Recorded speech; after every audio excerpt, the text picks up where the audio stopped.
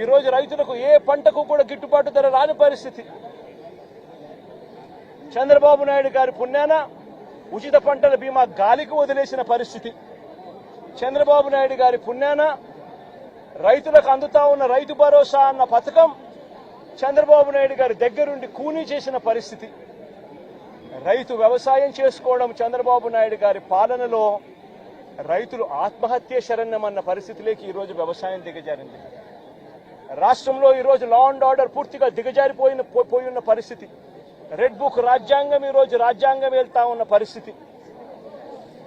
Super 6లు super 7లు మోసాలే అయి ఇంతకు ముందు జగన్ ఉన్నప్పుడు ఇస్తా ఉన్న ప్రతి పథకము రద్దయిపోయి ఈరోజు ప్రజల బతుకులు, పేదవాడి బతుకులు ఈరోజు అల్లాడుతా ఉన్న పరిస్థితులు ఈరోజు రాష్ట్రంలో కనిపిస్తా ఉన్నాయి. ఇలాంటి పరిస్థితుల్లో చంద్రబాబు నాయుడు గారు ప్రజలకు సమాధానం చెప్పుకోలేక ప్రజలు ఎక్కడ గొంతు విప్పుతారేమో అని చెప్పి ఆ గొంతును నొక్కడానికి చంద్రబాబు చేస్తా ఉన్న ప్రయత్నమే ఈ రెడ్ బుక్ రాజ్యాంగం. నిజంగా ఈరోజు ఒకసారి గమనించినట్లయితే ఇదే ప్రసన్న నా పక్కనున్నాడు. నెల్లూరులో జరిగిన ఈ 2 ఉదంతాలు చెప్తా. ఎంతగా దిగజారిపోయాడు చంద్రబాబు నాయుడు అని చెప్పడానికి 2 ఉదంతాలు స్పష్టంగా కనిపిస్తాయి. నా పక్కన ప్రసన్న ఉన్నాడు. 6 సార్లు తాను ఎమ్మెల్యే. అలాంటి ప్రసన్నను చంద్రబాబు నాయుడు గారు గతంలో ఎప్పుడు జరగల ఇలాంటి పరిస్థితులు. రాష్ట్రంలో ప్రత్యర్థులు ఎవరైనా కూడా ప్రెస్ స్టేట్మెంట్లు ఇచ్చుకుంటా ఉంటారు. అటువైపున ఉన్న పార్టీ వాళ్ళు ఇటువైపున వాళ్ళు ప్రెస్ స్టేట్మెంట్లలో స్టేట్మెంట్లు ఇస్తారు.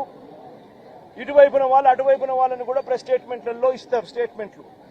అటువైపున ఉన్న వాళ్ళు ఇటువైపున అన్అబ్జెక్షనబుల్ లాంగ్వేజ్ వాడినప్పుడు ఇటువైపున ఉన్న వాళ్ళు కూడా అన్అబ్జెక్షనబుల్ లాంగ్వేజ్తో అటువైపున వాళ్ళని కూడా విమర్శిస్తూ ఉండడం ప్రజాస్వామ్యంలో మనం రోజు చూస్తూ ఉన్న పరిస్థితి.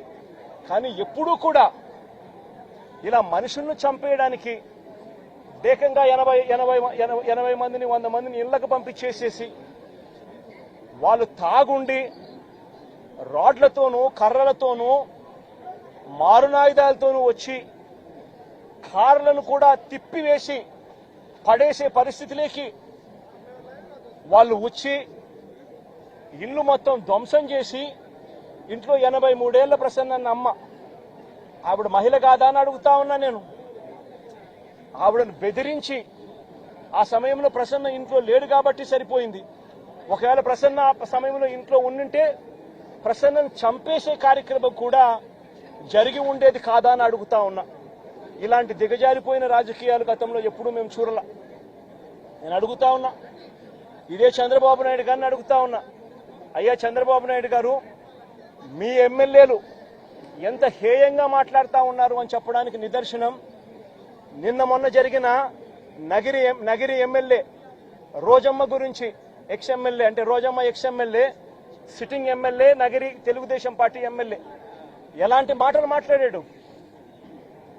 చెప్పడానికి కూడా సిగ్గుపడే మాటలు, సిగ్గుపడాల్సిన మాటలతో రోజమ్మను హేయంగా మాట్లాడితే ఇదే చంద్రబాబు నాయుడు గారు ఏం చేశారని అడుగుతా ఉన్నా. మొన్న జెడ్పీ చైర్మన్ హారికమ్మ కారు ఆపి అద్దాలు పగలగొట్టి కర్రలతో దాడులు చేసి కారులో తాను తన మొగుడు ఉండగానే దుర్భాషలాడుతూ అన్యాయమైన తిట్టులు తిడుతూ వారి మీద దాడి చేయడం అన్నది మీ డిక్షనరీలో అర్థం ఏమిటి చంద్రబాబుని అడుగుతా ఉన్నా. మా మాజీ మంత్రి రజనమ్మ ఎంతటి దారుణమైన భాషతో మీ తెలుగుదేశం నాయకులు మాట్లాడారు అని అడుగుతా ఉన్నా. నేను అడుగుతా ఉన్నా, ఇవన్నీ జరుగుతూ ఉన్నప్పుడు మీ మంత్రుల ఇళ్లకు, మీ ఎమ్మెల్యేల ఇళ్లకు ఇదే మాదిరిగానే మా వాళ్ళను కూడా పంపించి హత్య చేయించే కార్యక్రమం మొదలెడితే రేపొద్దున రాజ్యాంగం అనేది బతుకుతుందా అని అడుగుతా ఉన్నా. రాష్ట్రంలో లా అండ్ ఆర్డర్ అనేది ఏమైనా ఉంటుందా అని అడుగుతా ఉన్నా. ఎలాంటి బీజం వేస్తా ఉన్నారు చంద్రబాబు, సిగ్గుతో తలంచుకోవాలా నువ్వు చేస్తా ఉన్న పనులకు అని చెప్పి చంద్రబాబు నాయుడిని గట్టిగా మందలిస్తా